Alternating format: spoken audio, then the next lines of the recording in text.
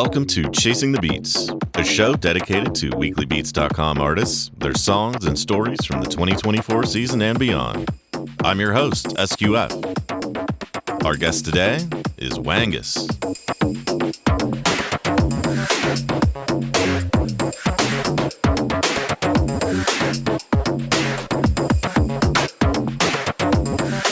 All right, welcome, Wangus. Thanks for joining. Thanks for having me. Yeah, and thanks for being flexible and moving our recording out a week. And yeah, we're here. Yeah, honestly, better happened to work better for me this week. I forgot that I had the day off yesterday at work, so I was in the office completely empty. Oh, so nice. Decided I'll just take today off instead. So just perfect. Chilling. Little Veterans Day trade. Mm-hmm. Cool, man. So, I was digging into your stuff, and I was tipped off to your works by Ilzix and his Wangus Dunk Tank cover. And when I was making that episode, I was like, oh yeah, I definitely need to have Wangus on the show. Tell me about your Weekly Beats experience, like how you got into music. Yeah. So I've been doing electronic music stuff for quite a long time now. Just, started off fussing around on GarageBand was the earliest of it. The first like proper music making was on this tracker called Sunvox. It's a tracker, so it's got that sort of interface, but also has this almost like this modular synth setup where it's what captured me with that was like you could just make these horrible just meshes of oscillators and filters and whatever, and just like these infinite little twiddling of stuff going on. So yeah, that definitely is like the origins of getting into like hardware stuff. Just there's something tactile about like moving these blocks around, connecting them, and super cheap modular. Yeah, super cheap modular, and just like just inherently no rules, no restrictions on what you can do. Like, hey, yeah, let's feed this oscillator into modulating some filter, and then that's feeding back into whatever, just like the stuff that I find easier to do with hardware when you can just like take some cables and plug them around. The first piece of hardware I picked up was an MPC 1000. Nice. Haven't used that much since the M8 and some later pieces of gear, but that like definitely settled me for a good while as like the centerpiece of my my setup. The next sort of big step in my electronic music making, was when I got an OP1. Nice. So that's definitely something I'm going to want to, something I think would be fun to chat about. Because it's a little surprising that it's a little surprising to me like how well I can just gel and flow with both the OP1 and the M8, because they're kind of almost like polar opposites in terms of like workflows and just the fundamental interaction with the device. I also started out with an OP1, so nice. Yes, we should definitely chat about that. Yeah, I did get got by TE with that whole pay your own price for the field. I was like, man, I was like, I don't need the field. I have the original one. Like, if the original one died, I would get a field. But then they had this discount. I'm like, okay, fine. Like, I'm never gonna get one for this price in the future again. So, so the OP1, just a scattering of some other bits of hardware. But then we get to the M8, which I forget exactly how I found it. Probably I assume on Instagram. But that caught my attention in like mid to late 2021, I guess it was. Got that, like got on some pre-order wave and got that in towards the end of that year. Was vibing with that, joined the Discord, and of course the M8 Discord Yeah. pointed me to the Weekly Beats The Discord. gateway to Weekly Yeah, Beats. yeah. um, yeah, it's like there's obviously tons of overlap in those two communities, with Yeah. the same dude behind both of them. But like, I do like how Weekly Beats does feel like this separate little circle of insane people. Yeah, yeah, it's not, even though it's very much connected to the M8, it's not, so tied on it that it's only M8 users. Yeah. And it's also like a very special subset of M8 users, I feel like. It's Yes. like, yeah, Yes. not everyone's that silly to try to do something like making a whole track every week for the year. And so that was you got your M8 right before 2022 when you did your Yeah, first not Weekly right, but yeah, Beats. I had it for like a month or two, and I think I had a headless setup going before that, Gotcha, yeah. so I was getting some of the ropes. But yeah, like Weekly Beats was kind of a crazy thing in because prior to that, like I wasn't really finishing music ever, so Mhm. that immediately that was like a huge change and just felt like the right thing, the right challenge to take up. Yeah. In 2020, I had hopped on the January Right.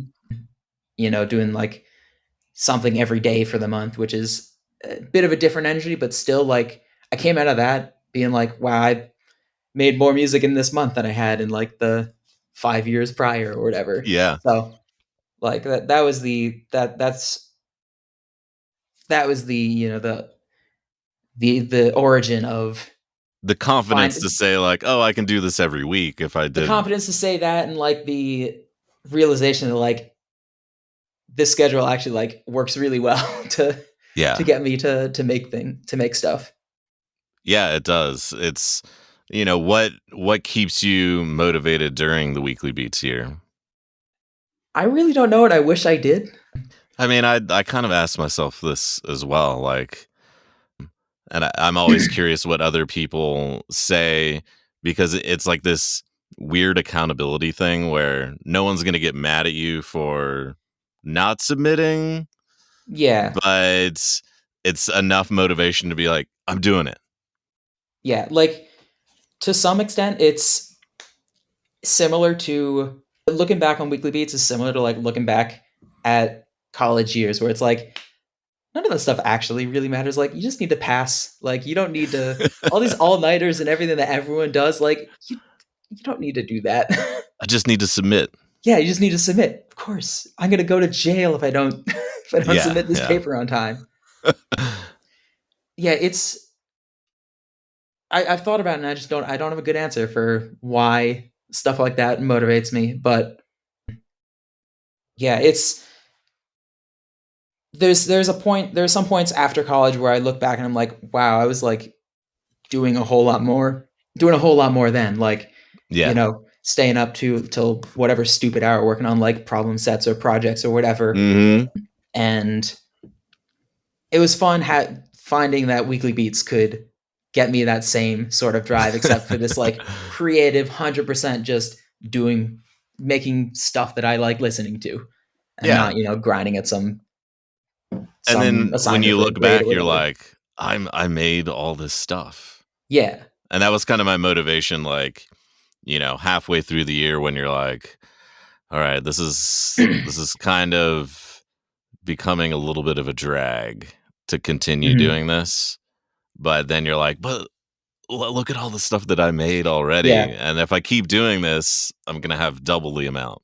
hmm I think so. One of the things I did, and I can't remember, I can't remember anymore whether this is like an idea I had from the start or something that I formed after like 10 weeks or so in. But I ended up splitting the year into like 5 chunks of about 10 or 11 weeks. Mm, So most of them having some common tying together theme to them. So like, and I came out of the year with like these 5 albums that all got it. had some cohesiveness to them. So like the first 10 weeks was all the M8. Second 10 weeks was all the OP1. The middle 10 were kind of a hodgepodge of stuff, but being particularly not just one piece of gear. So I guess that's like the underlying thing is this is just the mishmash of everything. Yeah. Mainly M8, but like pulled in a lot of other stuff. So that's the segment that Dunk Tank and Clown Car Trolley Problem were from. Okay. The fourth set was all LSDJ, and the fifth set was also a mishmash, but I had picked up an analog heat, so that was sort of the, not like, it's not the centerpiece like, the Animate or OP1 or Game Boy can be, but it's like definitely directed like the tone and the kind of just the energy of the tracks in that last segment of the year. Do you have a favorite chunk? I think it's so I think the middle chunk I probably have to say is my favorite.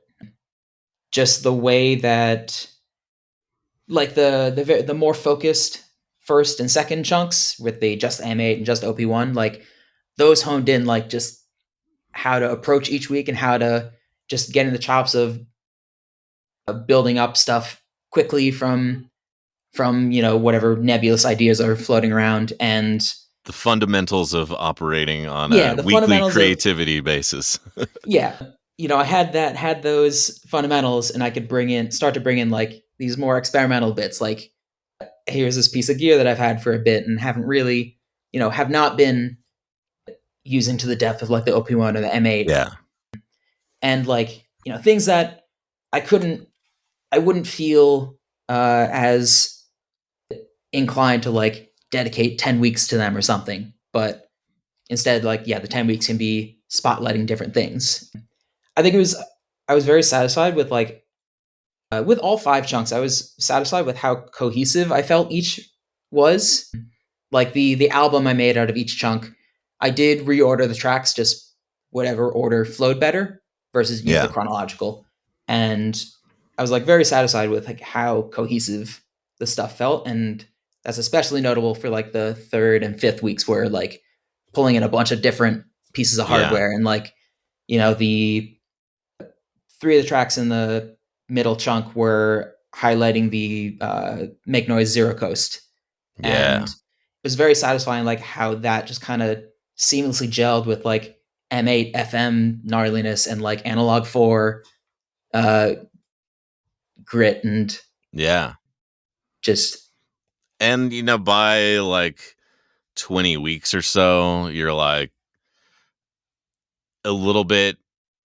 you care a little bit less about what other people might think about what you're putting out. You're like you're a little bit like freer to just do what comes at you. Mm-hmm. Yeah, like I'm of course like I am thinking about like what other people think of the music I'm putting out, and it's like, but not as much as like week one. You want to see that comment counter, yeah, tally up. I forget who it was that shared like some meme that was it was like my parents and grandparents is like my parents and grandparents at 25 or whatever. Yeah, honey, let's go buy a house and have 5 children or whatever. And it's like me at 25, honey, my weekly beats got 14 comments. It's like shittily photoshopped on there. It was just like, that's so accurate. I love a niche weekly beat M8 meme. It's great. What was I saying? What was I saying before that? That you still care about. So people. Yeah, I still care about what people are doing, but I feel more so I'm just like making music that I like listening to. Yeah. I do listen to the 5 2022 Weekly Beats albums. I keep wanting to, and just haven't found the time or energy to yet, revisit the few 2024 ones and make, maybe at least like an EP out of it. If for no other Yeah. reason than just like have it nicely alongside the other ones on the Yeah. music app. um, but yeah, I think What that are what are some of the fundamentals that you learned in those like first two blocks that you like carry forward till now? I think like the two highlight things are sort of like two side like complementary skills, which are one, getting better at turning like vague ideas into concrete stuff, sequences, patterns, Yeah. patches, whatever. That gets better. But complementary, you are also getting better at deciding that something is finished. So it's Yes. like you are getting better. Like that's a harder to measure skill, but like that's a skill like being able to call when something is done, because you can tweak and twiddle something forever, Oh but yeah. you got to decide something's done. But at the same time, you're also getting better at getting it to that point faster. So Yeah. complementary, but they hit the same goal of like, yeah, letting you make a track every week. Yeah, and what is your process like of, how a song comes together? It's definitely super case by case. Mhm. So definitely something we should talk about once we get into the tracks themselves. But I don't think there's really much of a pattern I could identify. But like Um, some people are like, "Oh, I have a vision of the song that I'm trying to make." mm, Whereas I'm just like, "Oh, let me make a drum beat that sounds kind of good." And then, "Oh, I kind of like this bass line or I like this bass sound or I'll do some sound design and mhm. find a sound that sort of interests me and maybe that's a lead or maybe that's a bass line Yeah.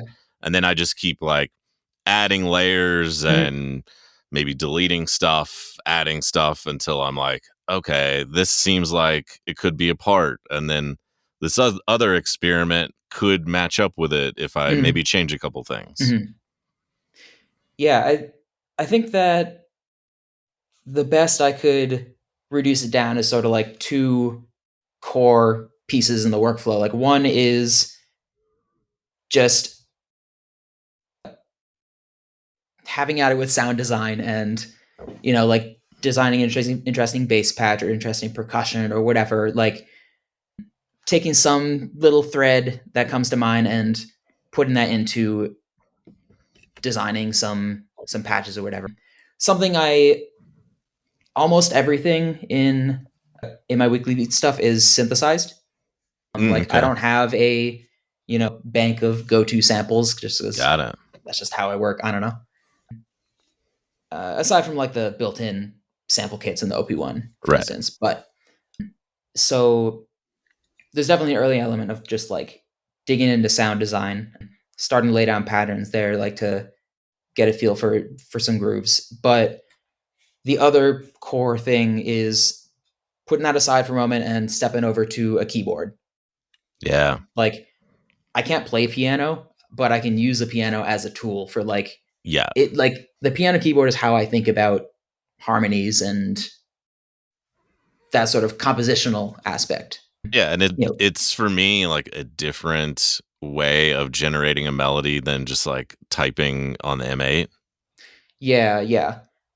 So like through school, I was alongside electrical engineering, my major and stuff. I was also doing a lot of music composition, music theory sort Oh, of okay. stuff, and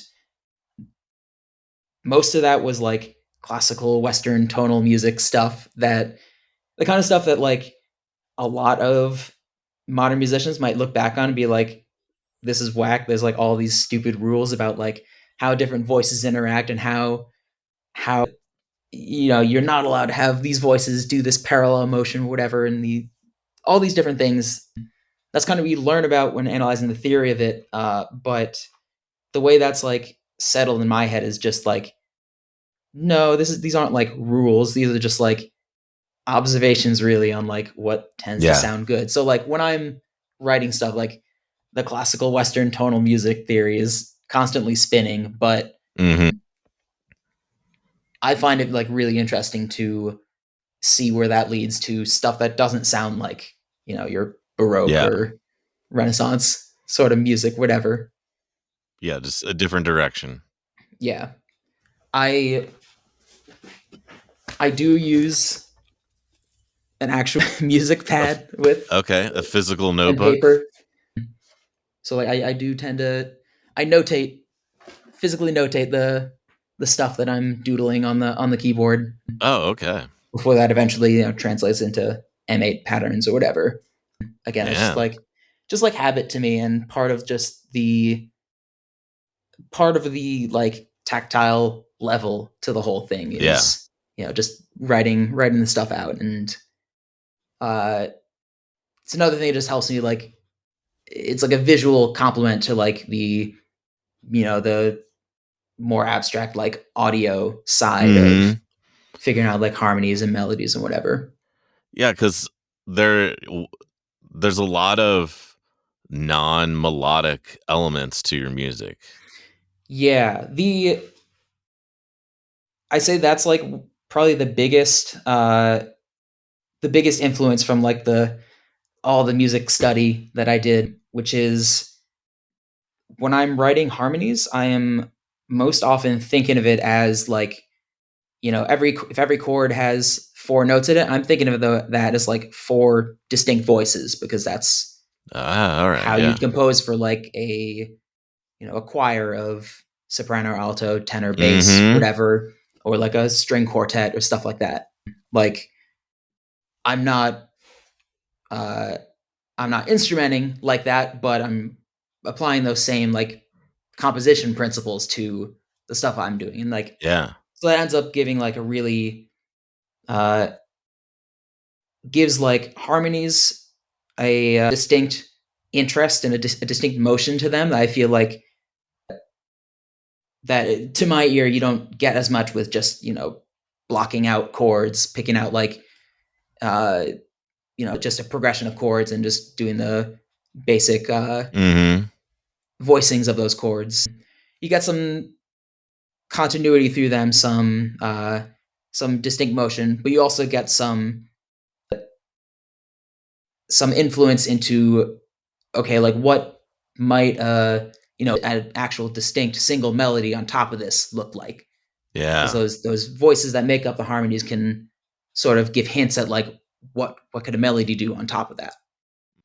Does that lead you to kind of take a chord and maybe split out some of the notes to different sounds?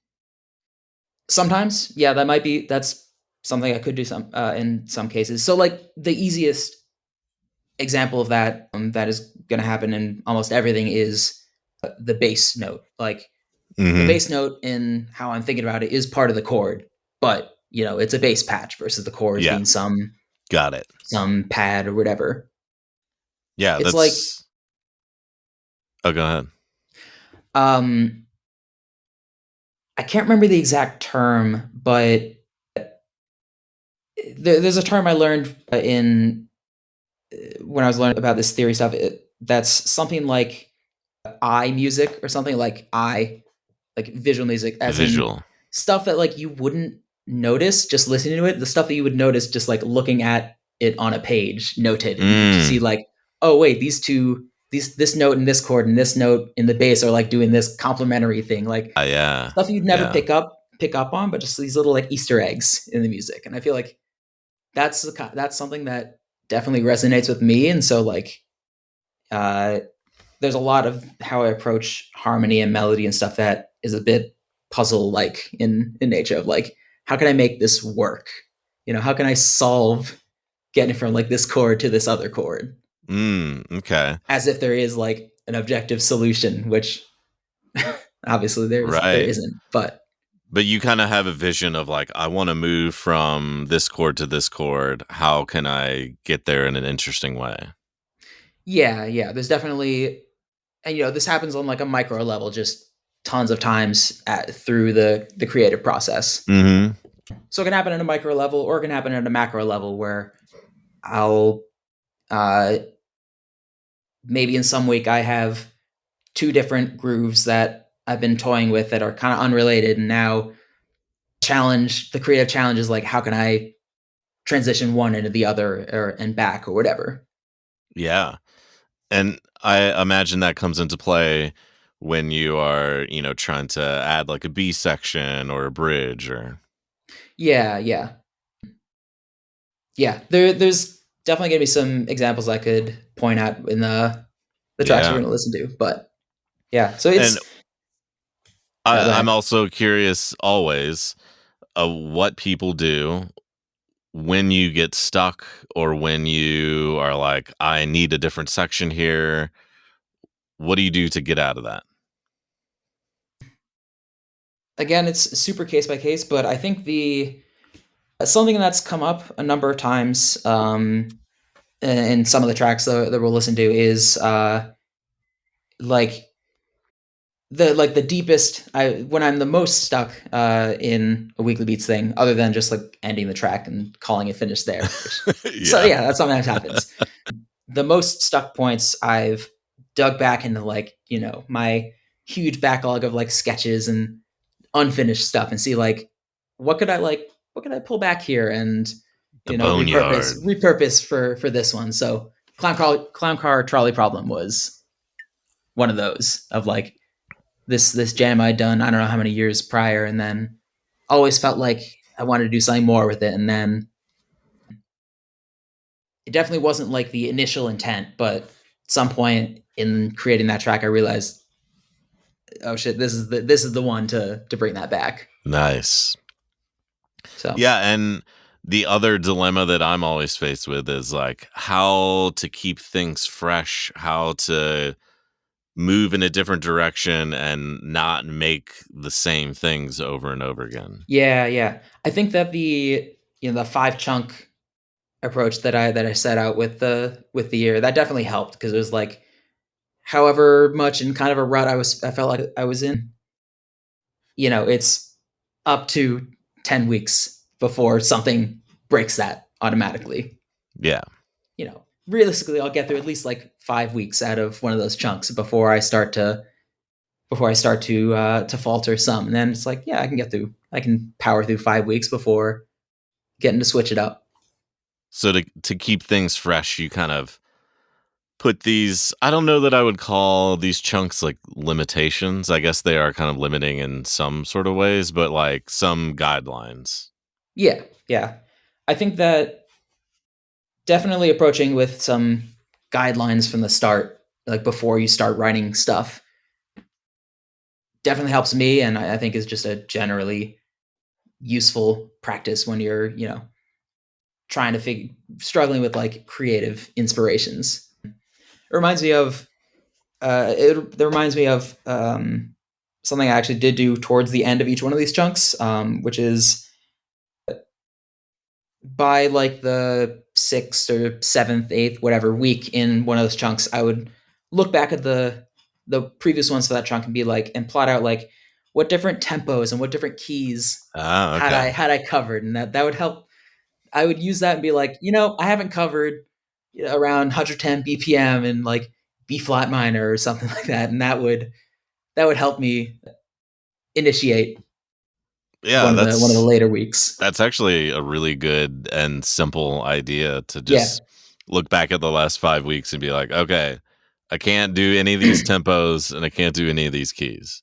yeah. Like, there's no reason for it. There's absolutely no reason. It's like objectively, you could make something more cohesive by not doing that. But Yeah. I don't know, just arbitrary rules are what makes it fun. Yeah. Well, and it's funny to hear you talk about that and still talk about or still consider these blocks being cohesive albums, but, changing it up enough where they still work together, but you're keeping it fresh. Yeah, like I was not writing these intending to be like a cohesive album. Like the only thing tying them together week by week was like the devices I was using, or those sorts of high level things. Yeah. Like I was not writing albums. I just wrote a bunch of tracks, and just forced continuity of like doing it every single week, happen to make stuff that could reasonably, at least with some rearrangement, kind of flow as one listen. Got it. So you didn't set out to say like, all right, these, 10 or 11 weeks are going to be an album. I mean, not any more than, just saying that and like just saying like, hey, I'm gonna have 10 tracks. Might as well be an album by the end of it. Yeah. That was the end of the extent of the intent of albumifying them. And 2024, you only released what was it? 8 or 10 something. Yeah. Are you planning on doing 2026? For sure. Nice. Definitely doing 2026. I think that 2024, just like for whatever reason, from the start was just not quite the vibe. Like, I think that for 2026, I'm gonna have to lay out for myself some nice chunks to beforehand to like actually like give me a launch point into stuff. I feel like 2024, week one I had already resorted to digging up some old stuff from the graveyard. Right. So it was like already not a great start.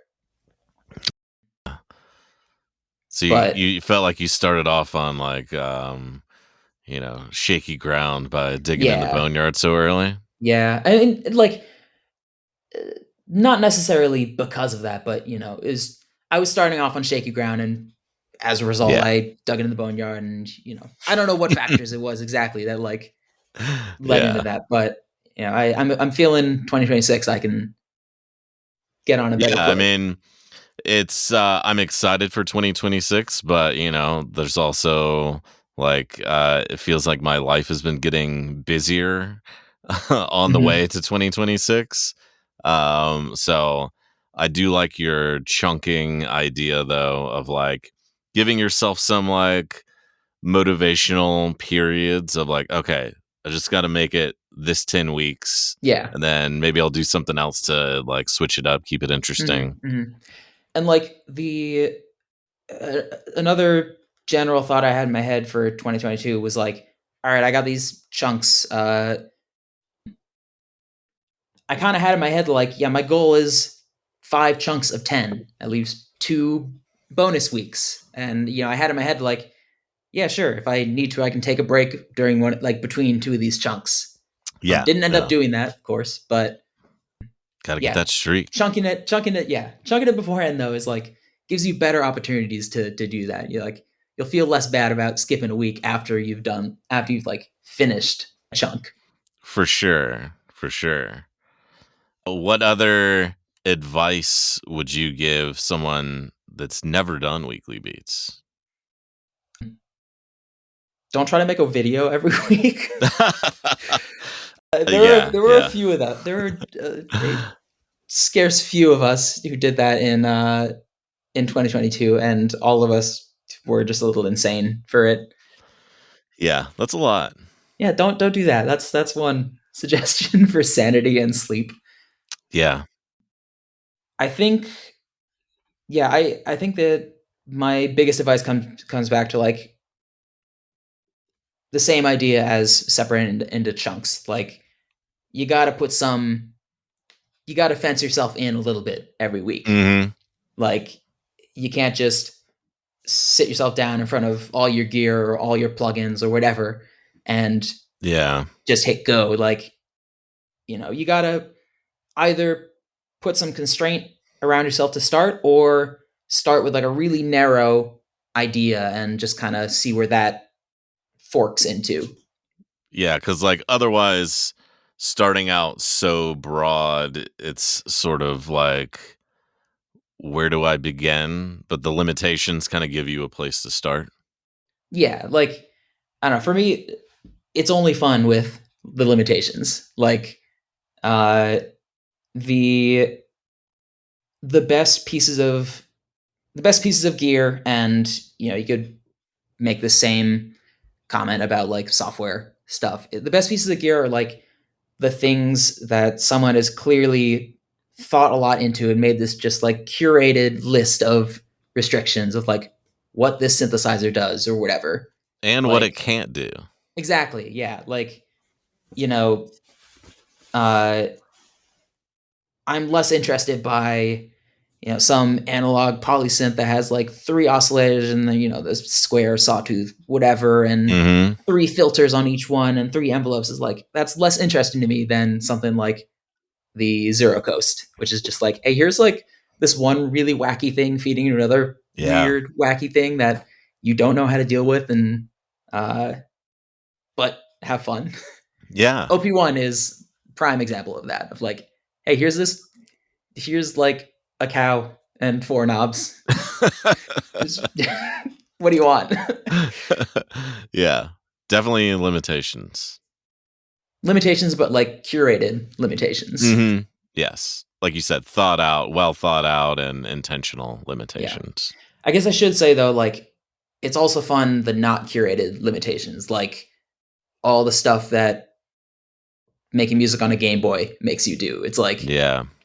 taking some very not curated limitations and bending them to do stuff they weren't to do Yeah. stuff that is in spirit beyond those limitations. Mm-hmm. So I think those are Force you to the think outside the box. yeah. So like I think yeah, my top advice for weekly beats would just be set limitations, but that's a very broad That's definitely a comment. choose your own adventure. Yeah. Choose your own adventure, but do choose an adventure. Yeah. You can't just sit down and expect something to happen. No, you're right. Because, and maybe I've had these limitations, but didn't realize how helpful they were, Mm-hmm. because I started out with a Synthstrom Deluge, but then quickly moved to an M8 once I got one. Is the Deluge the one with the grid of the Yeah. Yeah. yeah. Yeah. Which I loved it, but I didn't realize how much how much more I would love the M8.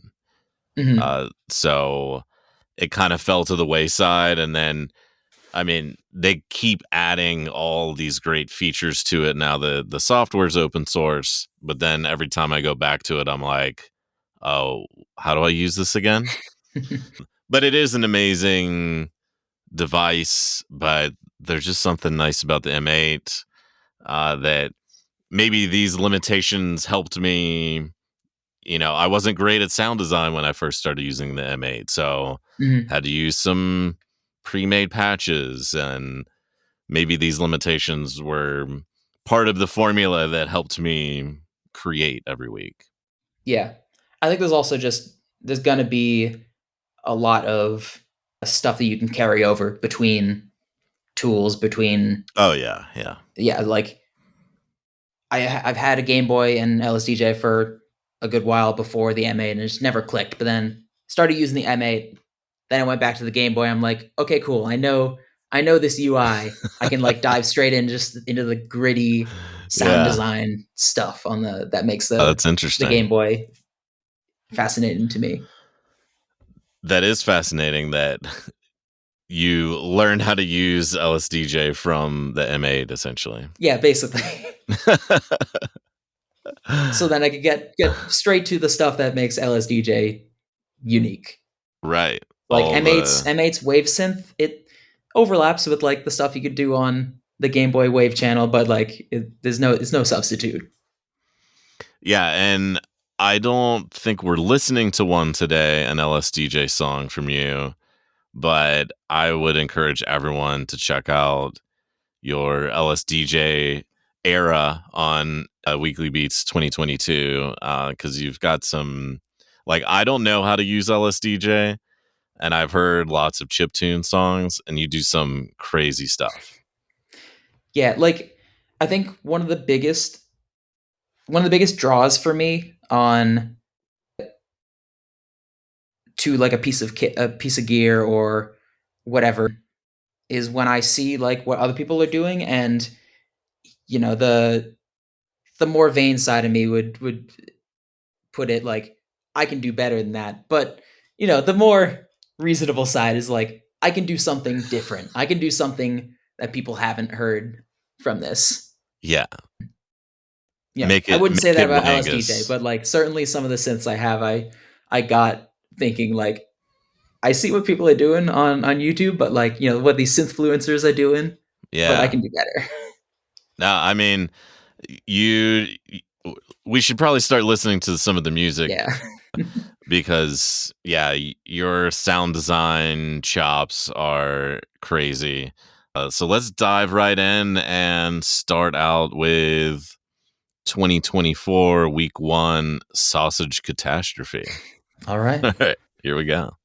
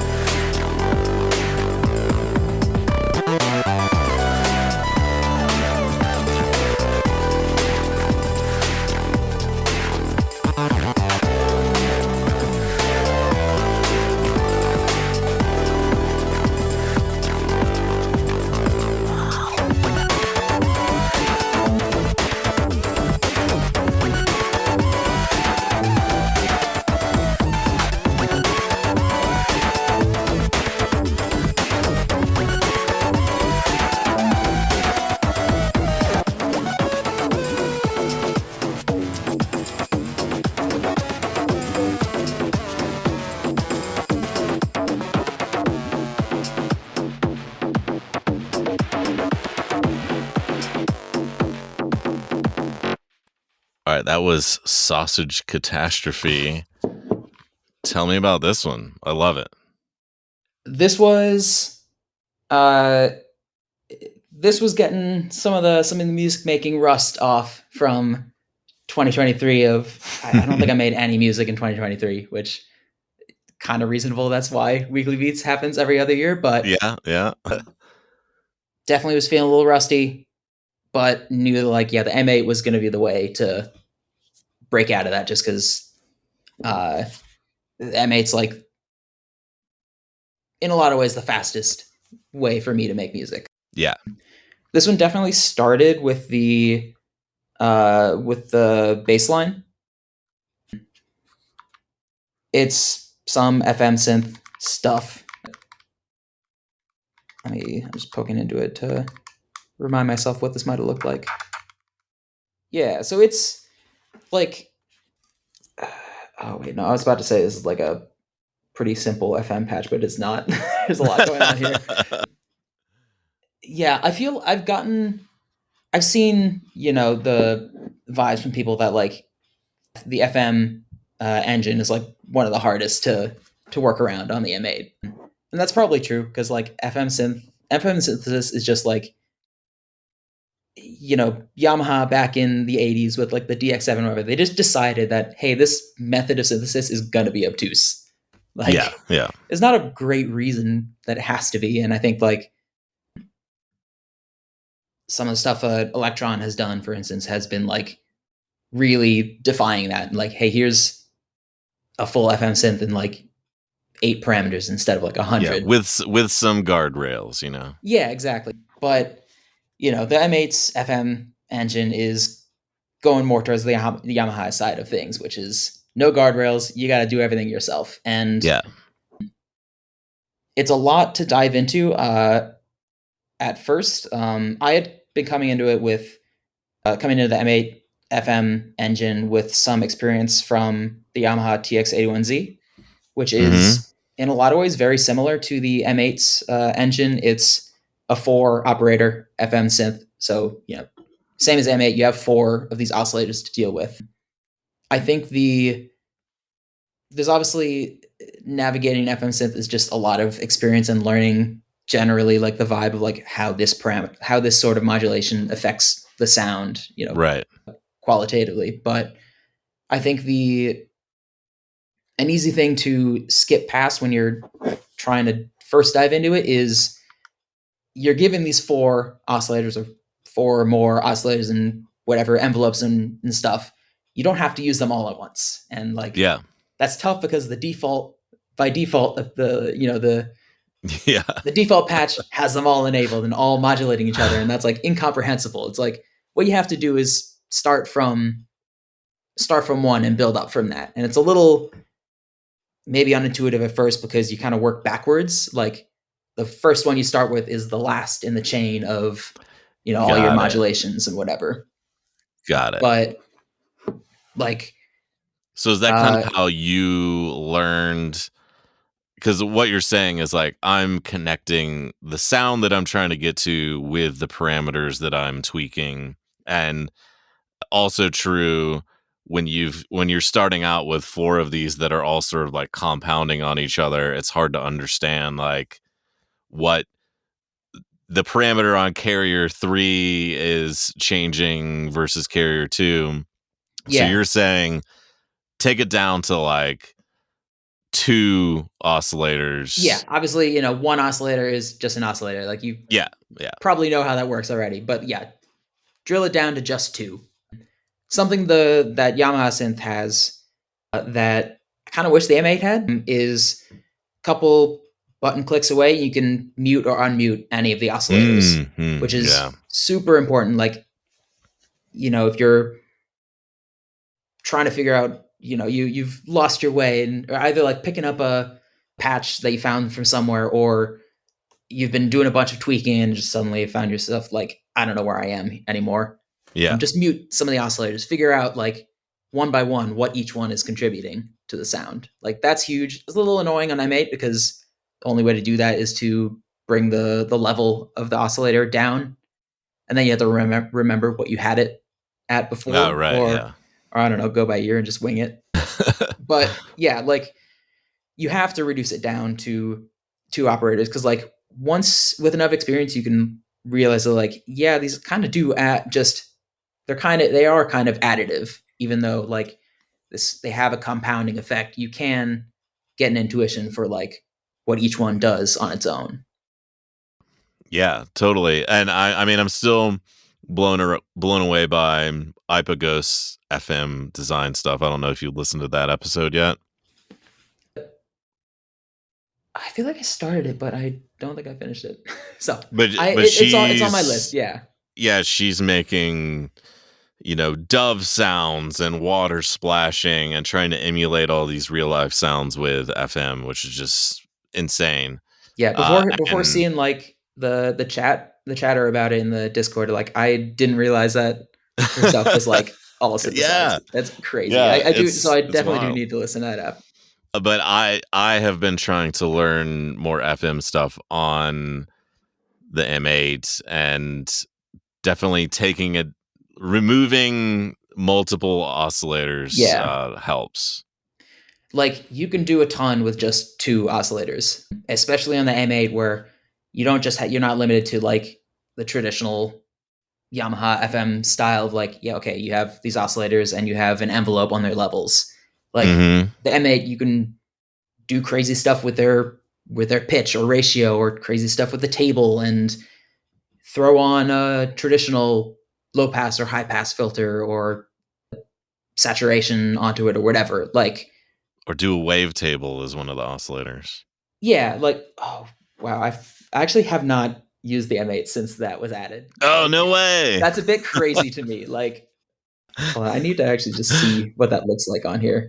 I also like just going into That's unreal. FM and hitting random and just randomizing everything and seeing what happens. I need to use the random function more. I get a lot of like diesel trucks idling noises. It's really not a good engine to randomize. But sometimes you stumble on some like interesting things, you know. Mm-hmm.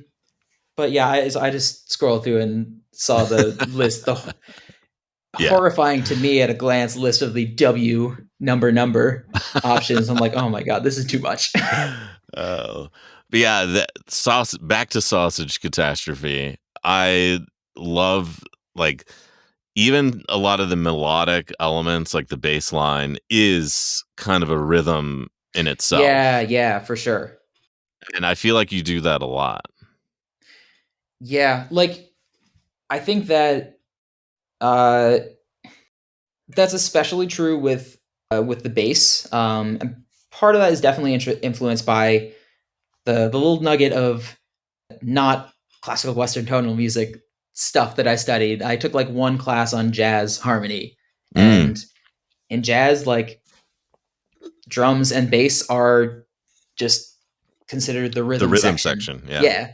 So like, they are super tied together, and like, you could think of it from the other direction, from like the electronic music or just the music production side of like, your drums obviously rhythm stuff, but they fill a lot of the same, your bass drum is the same frequency range as your bass line. So like, you have to think about how those two are interacting. You have to think of them as a unit. Yeah. Therefore, you're thinking of the bass line as being the rhythm as well. Yeah, for sure. I think, there's some, just glancing at the sequence here, I think a big part of what gives this like the rhythmic effect to it, like the effectiveness, is something that you can easily overlook, which is not just, thinking of the dimensions of a note. You have obviously the pitch, you have the volume, you have the instrument, but one that's like, that can be overlooked is the duration. Yes. So there's there's a very syncopated bass line.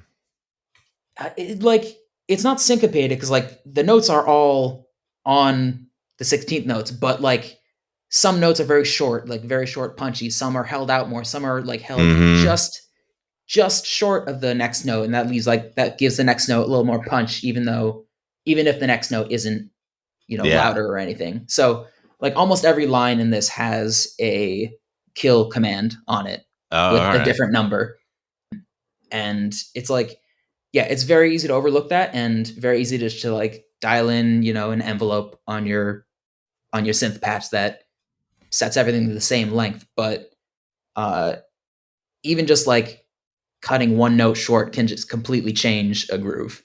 Yeah.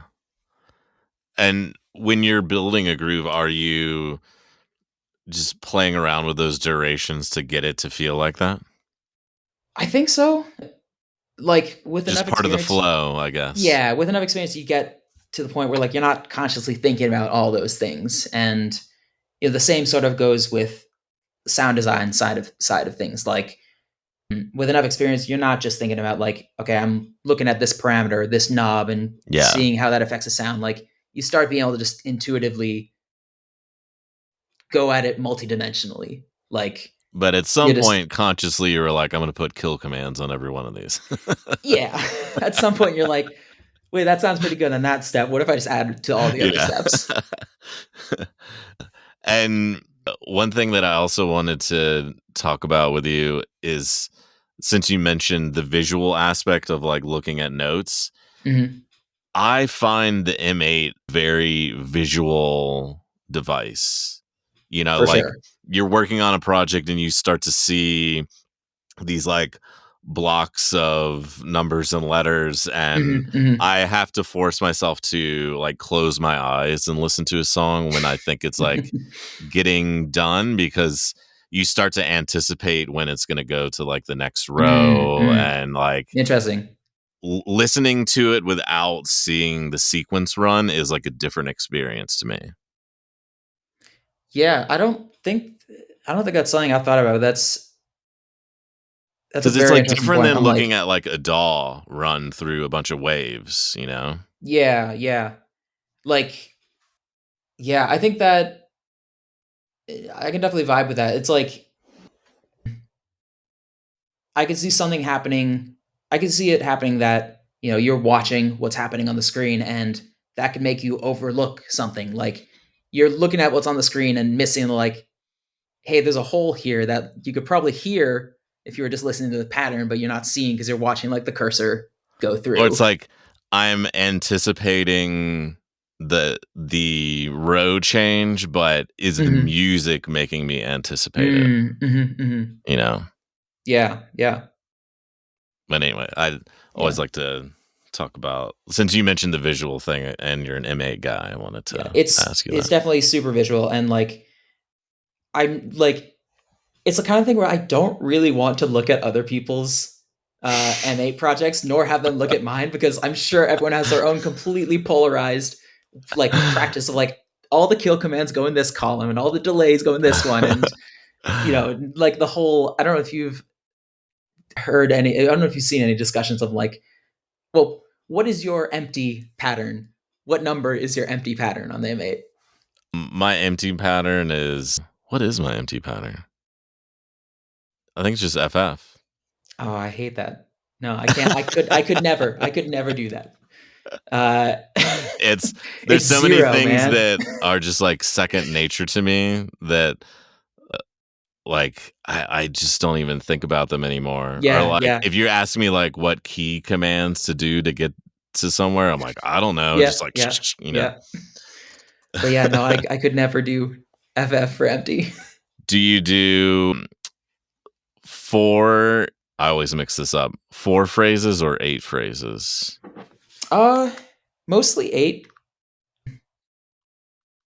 Yeah, most of the time 8. I Uh, was a 4 guy, and then I recently switched to 8, and I like it, I like it. it's like not more effort. And now you can just like you can add more depth No, in your variations. it's not more effort, But and yeah, I don't know why I started with 4, it's just you know, habit. Yeah. yeah. Let's keep it rolling and All right. listen to 2024 week 2. Let me get the name of this song right. That was Dreaming week that I'm 2. falling, only to find that I am falling. My girlfriend rolled onto to my side of the bed and pushed me out of the bed. Push me out the Push me out of the way. Push me out of the way. No, it's just a W.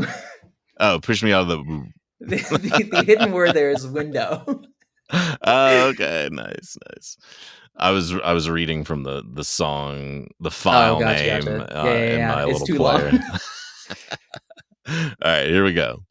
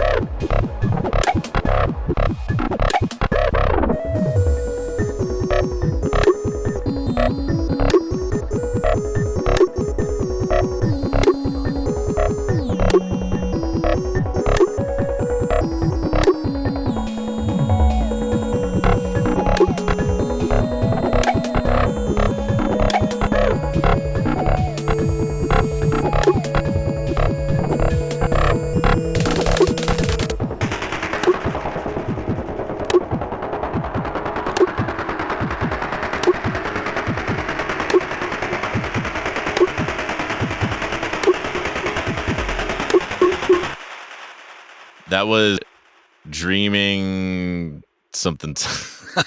Dreaming that I'm falling, only to find that I'm falling. My girlfriend roll over to my side of the bed and kick me out of the. Or dreaming that I'm falling, etc. Yeah. Is the short title. Yeah, this one it just came together for me. Like I really like the whole trajectory of this. There's kind of for me three parts of it. There's the intro section, just this this ostinato, this just like steady pulsing chord rhythm, and like a heartbeat with like a clock. Yeah. It's like the heartbeat was like. So the origin of this track was like that sort of heartbeat and rim shot, I guess you'd call it, sound, which is just like something like in the shower or something. I was just like beatboxing this to myself, and like just that groove is in my head of like this weird pulsing kind of soft kick drum. And then, once I made that, I amplified it into like that heartbeat kind of thing. That and this sort of hollow, blocky rim shot kind of sound.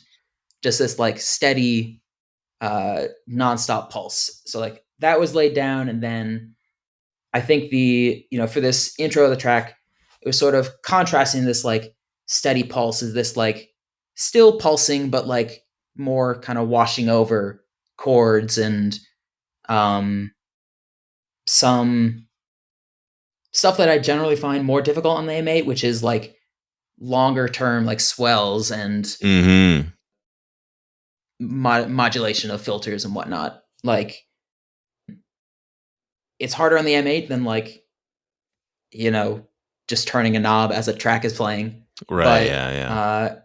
I was definitely satisfied with how I was able to land that here with just this like these long swells and washes of these chords, and then everything explodes.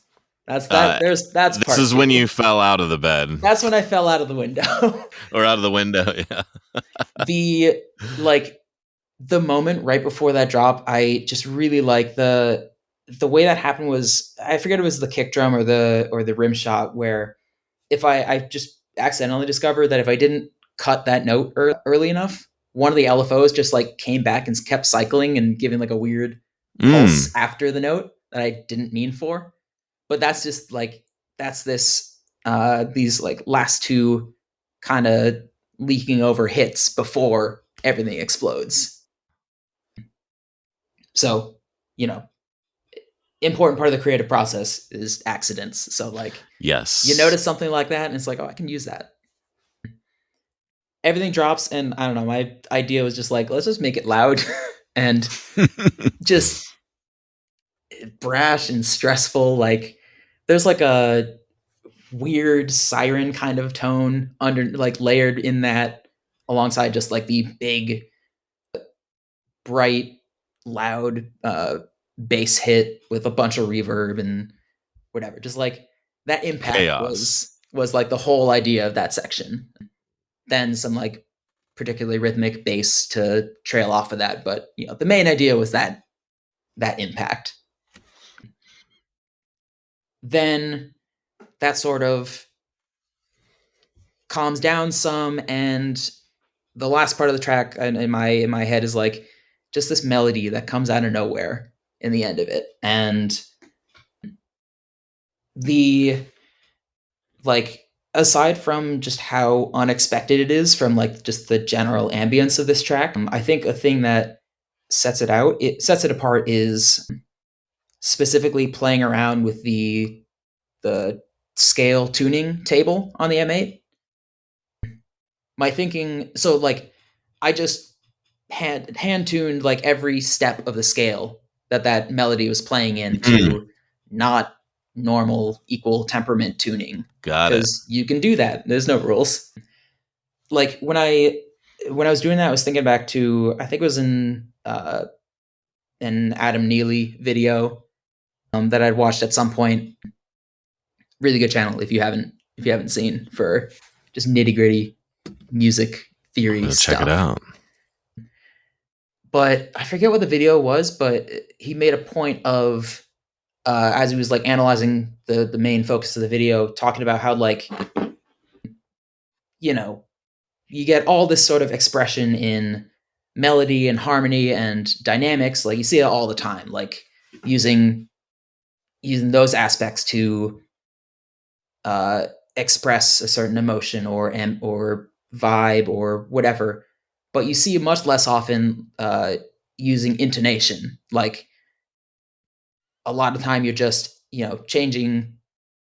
Like there's more dimensions to what you can play than just Yeah, like what yeah. note are you playing and how loud are you playing it. Like, is this note like being pushed a little sharp or a little flat or Mhm. stuff like, yeah, I mean, it's not the default on plenty of instruments. Like you can't do anything like that on a piano, Right.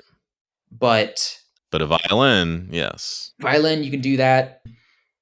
In this case, like I had the melody mostly sketched out and then was just listening to it and just like tweaking each note one at a time, just figuring out like what sounded the way I wanted to. I don't know. Like I think the best case of this is like the final note of the melody that like lands on, it's landing on a note that uh kind of implies like a much less dark tone than like the overall vibe of the track, Mhm. except it's like still over this kind of subdued but still like there and kind of aggressive bass pattern, and it's like weirdly out of tune, so it's just like this broken like light in the overall atmosphere of this thing. So it's like Man, it's just like barely hanging on, like it's hitting a note but not really, and yeah, it just, I don't know, it hits. very cool. And you said this is one of your favorites from 2024?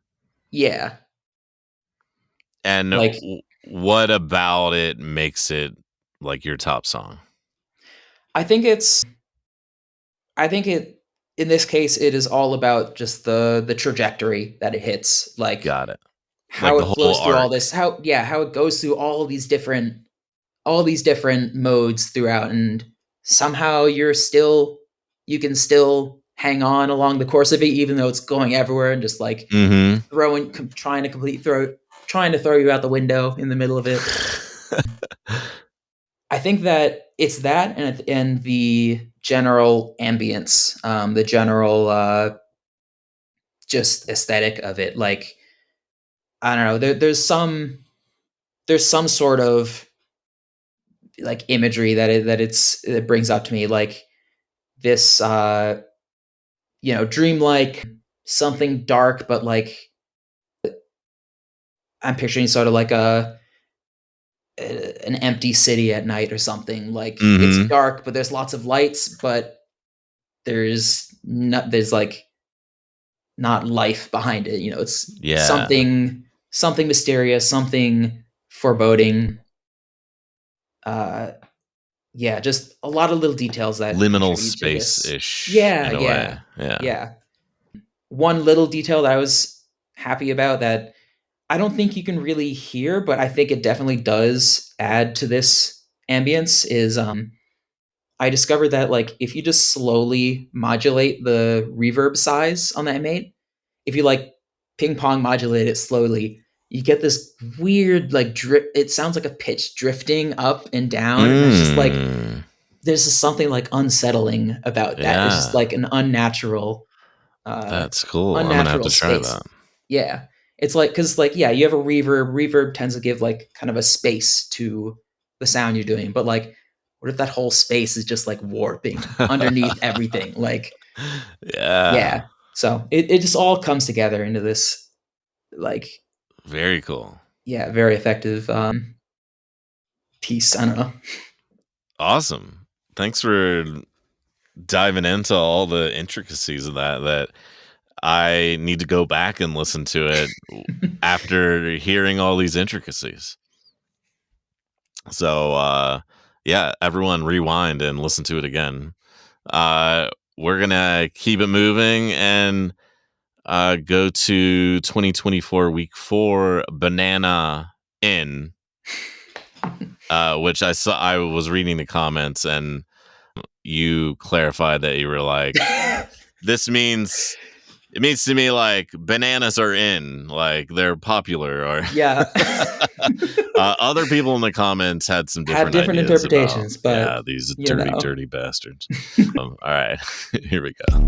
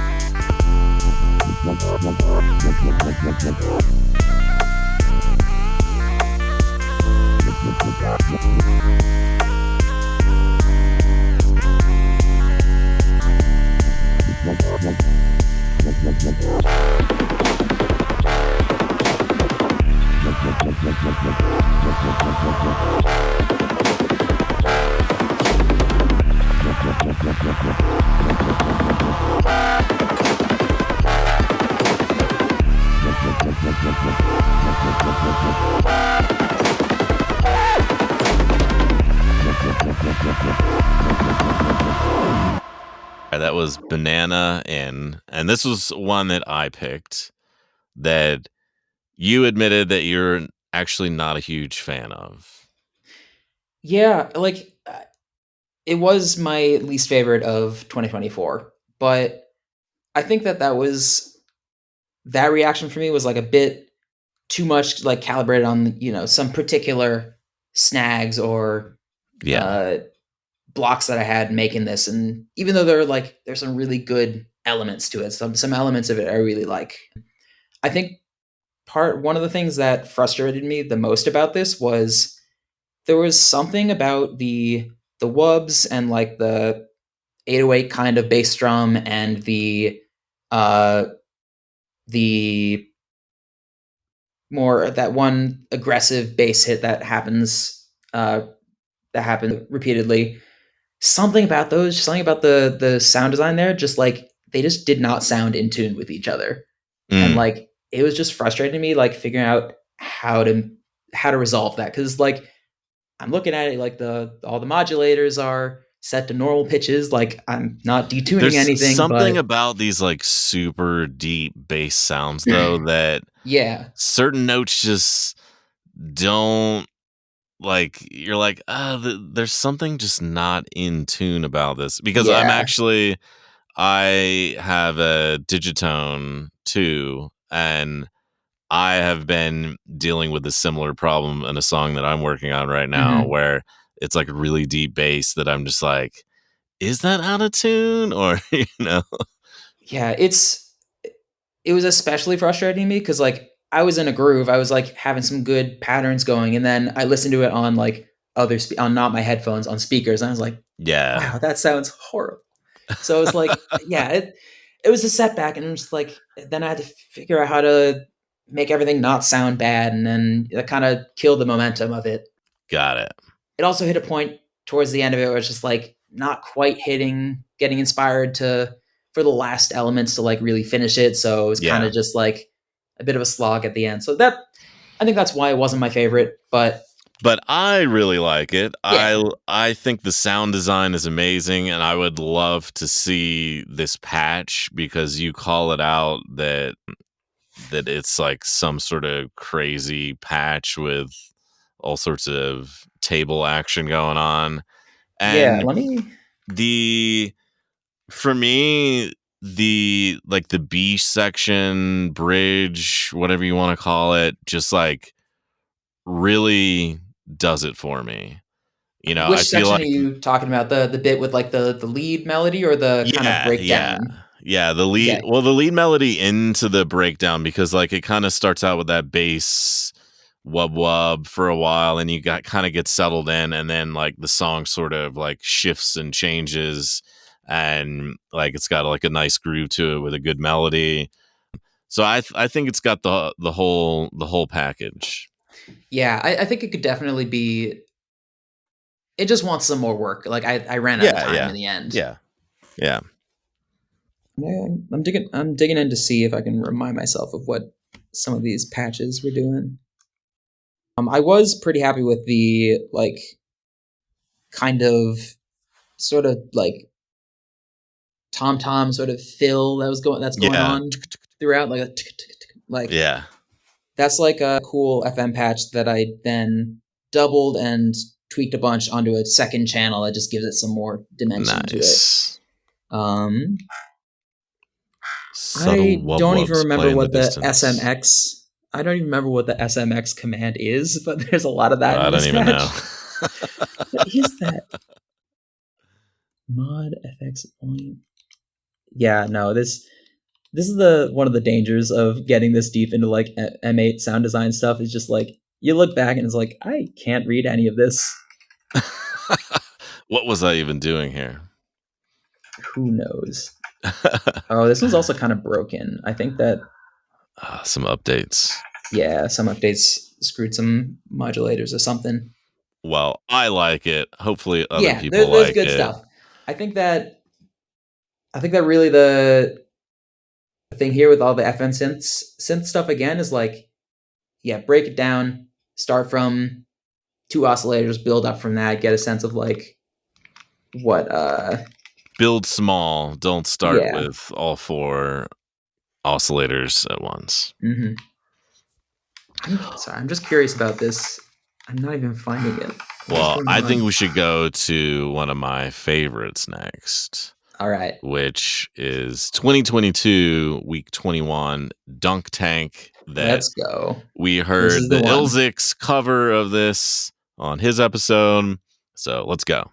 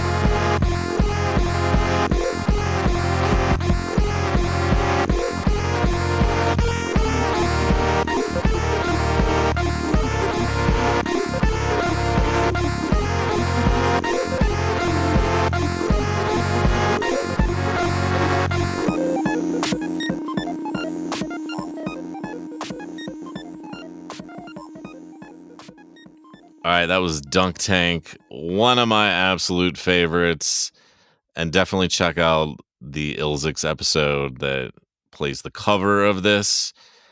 Man, there's so the very beginning, there's like sort of almost like chopped up bits of the main melody that when it comes in, that like real slidey portamento, just like grooving from the start. And then these like, I really want to talk about these like, I call them like train horn chords. There's like these massive chords that are sort of like out of tune. I don't know. Tell me about how you made this, because it's fucking awesome. Yeah, this one also one of my favorites.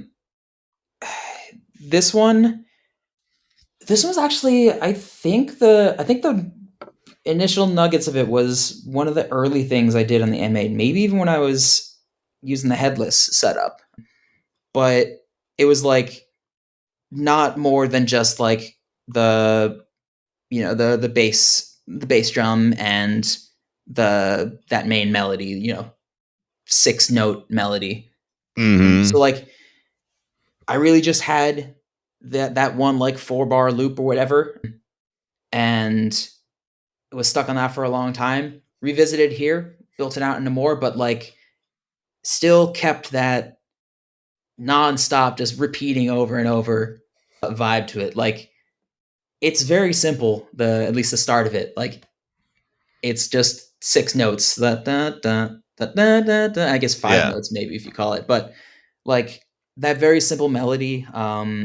It grooves, so you can listen to it on repeat, and that's perfectly satisfying. But right away, there's a lot of opportunity just to add these little micro variations throughout it to see like how many different ways can I express this same simple Well, and simple it's pattern. like towards the like the second half, it's sort of like just messes with your expectations a bit, Yeah, because like yeah, you're so used to hearing the main melody for a while, and then like the places that it doesn't repeat and like other yeah, elements come in, it's sort of like, oh. yeah. It's like it is.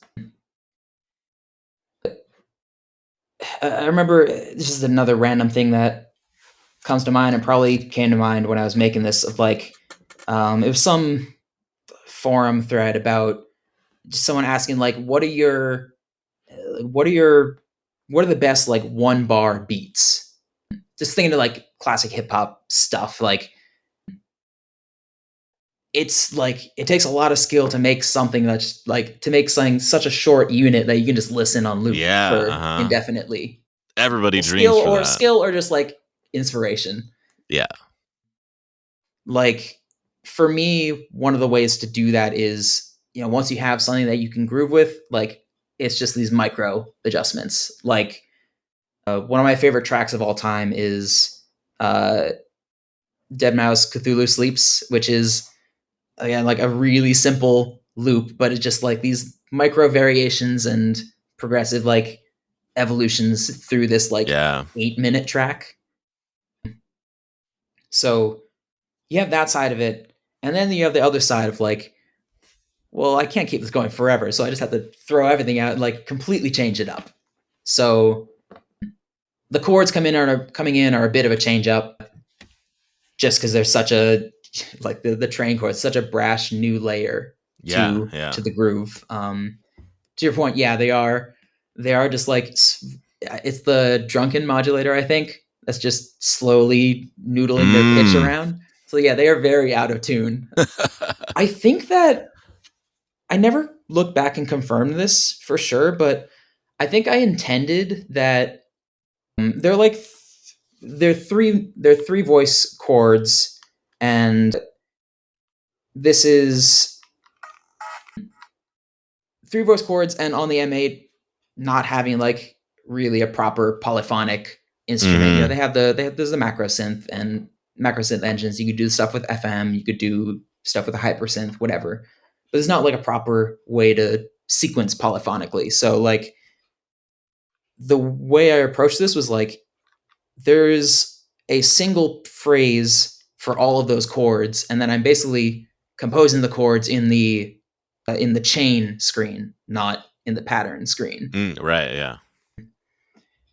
So I think my intent was like these 3 channels would all be independently noodling around randomly, just for even more chaos. But I think what happened in the final track is like when I used the M8 internal render mode, it like, I don't know, started them all with like the same random seed, and they all did the same random. Oh, okay. Which it works It out in worked the out, end, and yeah. maybe, and I don't know, maybe it works better than if it had been the other way. I'm not going to look back Happy and accidents. figure it out.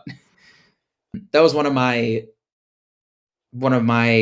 self-imposed constraints in 2022, was like at the end of the week, that's it. The song's done. I'm not touching it. Like Yeah, yeah. I when I released the albums of the stuff, I didn't actually re-export any of the things. Like I just took the Nice. stereo mixes from every week and put whatever EQ, compression, whatever to Yeah.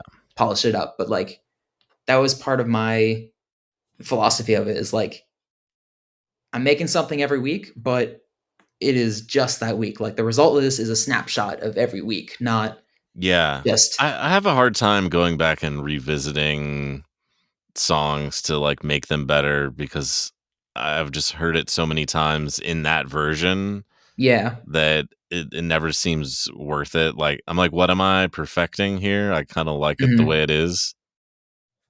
Yeah, I think that uh we'll get to this with when we get to Trolley Problem, but I think that like the way I more often, instead of doing that, like I'll just act really rehash something, like take the ideas but make it Like, something really new. remake it. Yeah. Well, should we listen to, Clown Car Trolley Problem now? Sure. Let's do it. Alright. 2022, week 24. Clown Car Trolley Problem.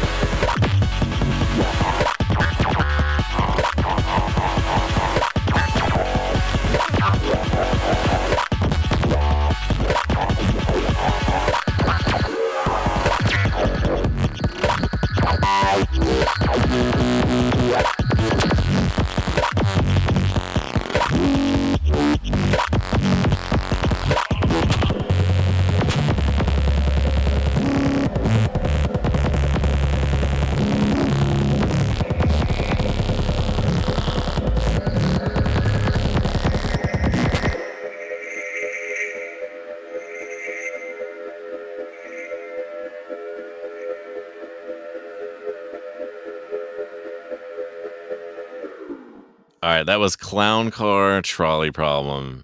Man, that is crazy track. Like from that like thwack sound towards the beginning and that descending chord progression right before it just like is like lift off. Tell me more about this one. Yeah, I think I described this back in 2022 as like anxiety core. Like it is just so deeply anxious to me and stressful. Like I really like the emotion that I feel this carries. And like that starts from the very beginning with that like droning wash. Like it's has a feel to me of like, you know, some distant like siren or like industrial foggy, like it's just this, yeah, just like an air raid siren, but you're far away from it, but it's still like all around you. I'm also thinking of like that one video of the dude who uh found himself in the center of like 3 tornado sirens that hit exact harmony.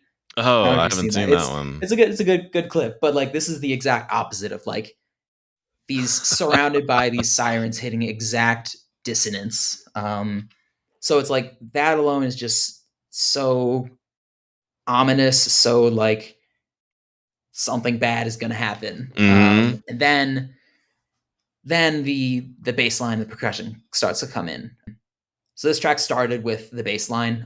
This was in a few weeks where I was focusing with the O Coast. I feel like anyone who has the O Coast can instantly recognize the sound of it in this. It's like it's very distinctive and like it's not the broadest synth, but like the sounds it does, it is the synth for them. Uh, Using that synth actually like drove the creative process for this because I started this before I was leaving for some vacation somewhere. So I wasn't going to bring the O Coast with me, but I could bring the M8, of course. So I, Mm-hmm. oh geez, my AirPods completely died. Hopefully you don't get feedback because you're coming out of my laptop speaker now. Should be all right. All right. So with that, whatever travel I was doing, it was on a train, so that factors into the Can't title. bring O Coast with you on the train. Yeah. I had this patch going, had this groove going. M8 is like really fun to sequence the O Coast with because the O Coast has this little bonus MIDI to CV output. So you can now like modulate some parameter. Like you can now use the M8 like FX lanes to modulate the O Coast. Oh, Very fun. okay. So I had a jam going, had some loops, and I just like recorded myself for like 5 or 10 minutes, just twiddling knobs and whatever.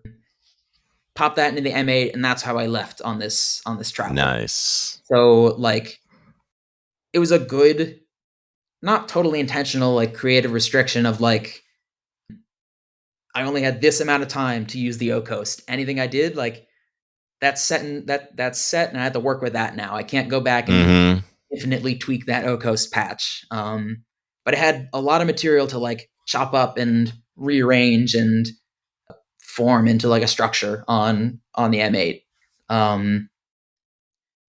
Uh, what I did was I cut that sample down to like an exact like sample length multiple of the tempo or whatever. Mm-hmm.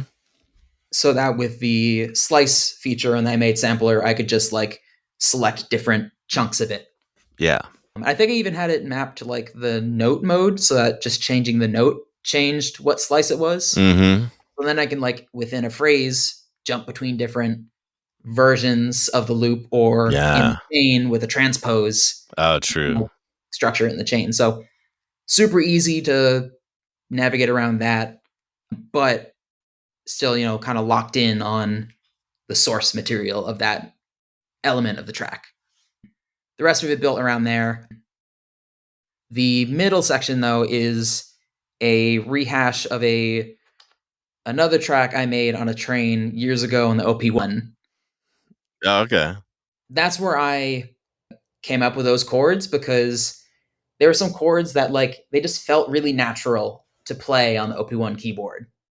Just like the range of the keys and like the Mm-hmm. physical shape of them was natural to like play that on the OP1. So that's where those came from. And that track was like this, but dial it down like 100 times. Much more chill, much more, uh, yeah, just a much more chill version. But ever since I made that, I kind of knew that like at this point in the end, I wanted to have that sort of like build up to this explosion of like an evolved version of it. Uh, Mm-hmm. but I just didn't do that on the OP1. Like what happened on the OP1 was like this, just like a reverse symbol that then drops and cuts out to just the melody soloed for a moment and then everything comes back in. Ah, But in this one, that turns into everything goes berserk. everything at once. Yeah. It I think, doesn't feel overly crowded, even though there's all this stuff going on. yeah, like I think a piece of that is all the pieces that are going on are stuff you've heard earlier in the track. Like there's Got it. not really new stuff. It's like evolved and layered differently, but it's stuff you heard before. Like, you have that chord progression you just heard, but okay, let's play it in this really bright It's like chip tune. familiar chaos. It's familiar chaos and like, you have those chords, you have that melody just in these more chiptune-y, bright, loud Yeah. instruments, and you have the underlayers of like the bass and these sort of siren-y kinds of sounds. But you've heard those, and like those have been setting the scene up to that. I think one of the parts of this track that hits me every time is like in that middle section when you've got like just the melody and the chords lightly going. There's as they're going, like faintly in the back, starts faintly in the background is like those siren hits start to come in and like they get louder and louder. It's Mm. like this impending doom. Like you Yeah. knew what this meant. This you knew what this world was in like the start of the track, and you thought you're kind of escaped from it, but no, it's coming back, and then everything explodes. Yeah. It's an amazing build. And I think anytime you're setting out to make an epic build like that, like this is what you're trying to shoot for. Yeah, I think I managed to. I see a lot of similarities between this and the "Dreaming That I'm Falling" in the Yeah. the build and expectations work. I think there's just more melodic things going on here. For sure, for sure. Yeah. This one's like more cohesive versus the kind of more meandering of the 2020, Yeah. which are both Like, good. They're just different. yeah, the dreaming, etc., is like a little bit more like abstract storytelling Yeah, because yeah, it still does tell that story yeah. But this of is like this. this has like the beginning, middle, and end. Like, Yeah. And tons of chiptune influence at the end. Just a great track that really keeps you interested and just like blows the roof off at the end. stressed. And like the too fast bass drum that's through the whole thing is Part of the the idea for that. anxiety. Yeah, part of the anxiety. The idea for that came from an Ilzik's track the week before. Sweet. Like he had some also similarly nonstop kick drum, and I think I made this one like twice as fast. And Awesome. it all forms into this immense story. Yeah. I mean, well done. And you said this is one of your favorites from 2022? Yeah. Also happens to be one of the earliest I've ever uploaded a weekly Oh, feed. I something think to I be was like said for only that. 2 days early on this one. All right. Let's play an OP1 track next. 2022, week 17, TNT, Tacos, Nachos, Tacos, which I can definitely get behind. All right, let's go.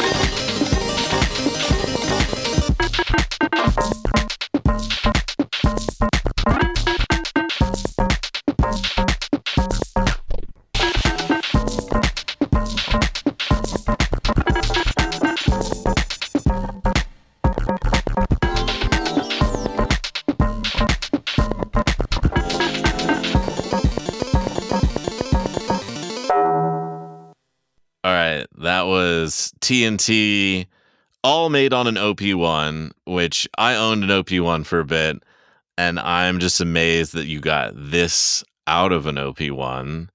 Although we were chatting while the music was going, that you had an OP1 way longer than me. So you had some practice. Yeah, I got the OP1 in 2015. So plenty of hours on it. Until the M8, like it was my most used piece of gear. Man. And 4 tracks. 4 tracks, 6 minutes. Both of those are real limits. Yeah, like it's just, I think I said this at the start of the episode. It surprises me that I can flow with both the M8 and the OP1 just because they are so very different. Me too. In how I approach them. It's not even like I'm figuring out how to use each one in my own common way. It's like, no, the OP1 is just different how I write stuff on it. Yeah, and I originally picked the OP1 as one of my like first hardware devices after, kind of leaving music for a bit. Started out on guitar and made music on DAWs for a bit, and then just like put music down for way too long, and then I was like, oh, I'm kind of getting into this again. Turns out I don't like making music on a computer. This OP1 looks pretty cool, and I like that it's like I've got 4 tracks that I can record to. That eventually I was like, I'm so tired of these 4 tracks, and like just making mistakes, like copying things, and like the workflow, the things that I would mess up really got to me. Mhm. But it's still an amazing piece of kit, and I'm sure the field is also a a level up as far as like workflow, creature features. But I really like how you kind of like push the boundaries of the OP1 on this by, I think you put in the comments that you were, changing the tempo on the fly as Yeah. you were recording. And then it also sounds like you were like manipulating envelopes while you're recording as well. So you get this like real dynamic recording from a machine that doesn't have a lot of those dynamic elements built in that you can just like program in. Yeah. I was about to say, like, it was definitely something that's, like, a little unnatural to do, and, I yeah, mean, that's I kind of like a performance. exactly, yeah, that's a huge part of, uh, the OP1. That's a huge part of the OP1 to me, and, a reason I wanted to look at this track in particular. Like, the OP1, I've seen people online look at the OP1 and see like, oh, it has sequencers, and then be like, what the heck? These sequencers are garbage. It's like, well, it's not about the sequencer. Like Mm-hmm. they made the OPXY for that now. Yeah, yeah. But the OP1, like, you're supposed to record stuff live. The sequencers are just like little tools to help you record stuff Record live. live. Like, the intro there, those arpeggiated chords, like I can't play those reliably. Like Yeah. I could not get that whole take through playing all those different chords without messing up some notes, like in a way that doesn't sound good. And also, the kind of mechanical regular, the tempo's drifting, but like it's still very mechanical. That's another good aspect of it. Like that's using the sequencer as a tool, and then Yeah. figuring out some way to also put in this like continuous variation to it. So it feels live even though it's sequenced, but it's, this blend. Yeah. Definitely took a couple takes to get that nice one where I got the tempo going nice, and then the dynamics is the desynth engine, and then the red knob that makes that weird like change in the timbre towards the end of it. Mm-hmm. So yeah, it was like built out with that, and then there's a couple other just recorded live layers of like the bell like sounds on top of that. Yeah. Once you have that, then it's just, yeah, you're hitting a button every so often. So I can do But then that it live. like shifts into this like bop groove. Yeah. Yeah, it's that groove. We're getting more sequenced drum and bass kinds of sounds, but you still have that top layer, like I guess kind of marimba ish. I don't know what you want to Mm-hmm. call it. That the main melody, but that I'm playing fully live. And part of the character of this for me is the crappiness that I'm playing some of it live. It's like I'm playing some notes and I'm like going up the keyboard or whatever, and there are bits where I'm just like not hitting the notes right, and like the rhythm is totally whack. But like that's part of the character of this track. Yeah, yeah. And like something you do on the OP1, you're not gonna do that on the M8. You're gonna have a bad No. time if you You're try gonna have a to bad do that time. on the M8. But like the OP1, cool. I can do that instantly. Yeah. A super fun track, and I also wanted to play it because, like just to hear what you can do on the OP1 versus the M8. Super cool. Yeah. The OP1 definitely did take longer than the M8 to get to like this level, if you will, of complexity, of cohesiveness, of polish. But I don't know. There's just some stuff on the OP1 that's more rewarding on the OP1. Like Yeah. you mentioned the messing up a take, and then now you've ruined that recording. You got to re-record it. Like you get used to. It's not totally you have to get it right in the first try. You have the one layer of undo where you can Yeah. like, okay, rewind and drop back the track that you lifted beforehand, and it's like you have the tiniest of safety nets, and like you just have to Yeah. get in the groove where that's enough, Mm-hmm. and you figure out how to navigate your tracks and what you're overdubbing where to make that net enough for you to It's not definitely quirky. destroy. Yeah, but like nothing else are you going to be that instant of like, okay, just record, Yeah. play, do a thing. I mean, if the OP1 was like a quarter of the price, I would totally have one. Yeah, it's not The cheap. field version. It's not cheap, but unfortunately, it is one of a kind. It is one of Like, a there's kind. nothing else quite like the OP1. There's devices that try to get similar vibe, but just nothing is quite the I same. also really, really want the little TX6 mixer, but damn, I can't bring myself to buy that either. Because I'm I like, got no one else makes like a small mixer with all these mhm, features. mhm. I got the TP7, and Ooh, yeah. I was using it a bunch. When I first got it, I was using it for actually mostly voice memos. I was carrying it around, just recording voice memos. I stopped doing that after I dropped it and broke it and had to send it back to Sweden to Oh, get it fixed. And then dropped and broke it again. I had to send it back again to Sweden. But man. I'm finding good use for it now as just like a thing to quickly record sketches I'm doing. So I expect to use that in 2026 more. I want to bring in more hardware, more stuff that's just going to bring in more sources of inspiration than just being on the OP1 or just the M8. Yeah. And get more of that workflow like I did with Clown Car Trolley Problem of like record some stuff, set And like, that in stone, and then see what I can do with that yeah, these are on the the samples that I have to work with, and I'm going to make the best of it. yeah, and set that in stone, and then transition over to the easier to control things of the Yeah. M8 and the OP1, whatever. Very cool. Well, I hope to hear more of your songs in 2026. Hopefully, you can get the chunks the right size to keep you moving forward. And we are at the end of our episode. I did burst the song bubble by already playing 6, so I'm going to play one more on the way out because, sometimes that happens. But on the way out, we're going to play Duck 826, which I thought was a really, really cool song. Another O Coast song Is with this the the one with M8. the this is the one with like the actual like train whistle sounding chords, right? I believe so. Which, It's like, crazy. hearing, yeah, I was like, he likes to use these train horns a lot. This is also one of the hardest to mix in and integrate with the others in the album because whatever happened this week, this one was mixed so loud. I don't know how I did it, but But thanks for being on and sharing your tunes and your process. And yeah, we look forward to hearing more from you.